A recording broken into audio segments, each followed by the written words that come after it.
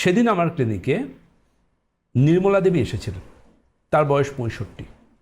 তিনি বলছেন 61 years old, তার বোন তিনি আনতে পারেননি ক্লিনিকে, তার বোন পড়ে গেছেন, পড়ে গিয়ে কবজিটা ভেঙে গেছে, মেরুদণ্ড চোট পেয়েছে, এবং এই কবজি মেরুদণ্ড ছাড়াও কিন্তু কাঁধে চোট পেয়েছেন। আচ্ছা। এবং তার পাশাপাশিভাবে নির্মলা দেবী জানাচ্ছিলেন যে শরীরের লং বোন যেগুলো, উরুর, ফিমার বা হাতের হিউমেরাস, এই টাইপের বোনগুলো কিন্তু চোট পেয়েছে।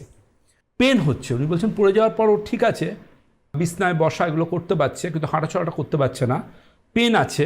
এক্সরে করেছি, কিছু কিন্তু পাচ্ছি না ডাক্তারবাবু। অস্টিওপোরোসিসের জন্য ফ্র্যাকচারটাকে আমরা ডক্টররা বলি প্যাথোলজিক্যাল ফ্র্যাকচার। প্যাথোলজিক্যাল ফ্র্যাকচার, এটাও আর টিপিক্যাল অর্থোপেডিকের ভাষা বলছি আমি, প্যাথোলজিক্যাল ফ্র্যাকচার। এই প্যাথোলজিক্যাল ফ্র্যাকচার আবার দুরকম হয়, একটা হচ্ছে মাইক্রো প্যাথোলজিক্যাল ফ্র্যাকচার, মাইক্রো আর ম্যাক্রো। মাইক্রো কীরকম? মাইক্রো হচ্ছে ধরুন পড়ে গেলেন, পড়ে গিয়ে মেরুদণ্ডে একটা হালকা ক্র্যাক এলো, শোল্ডারে একটা বা স্ক্যাপুলাতে একটা হালকা ক্র্যাক এলো, এবং ওই ক্র্যাকটা কিন্তু এক্সরেতে ধরা পড়বে না।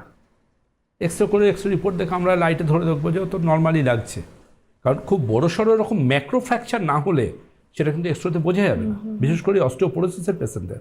সেক্ষেত্রে কিন্তু আমরা তাদেরকে বলি এমআরআই করতে।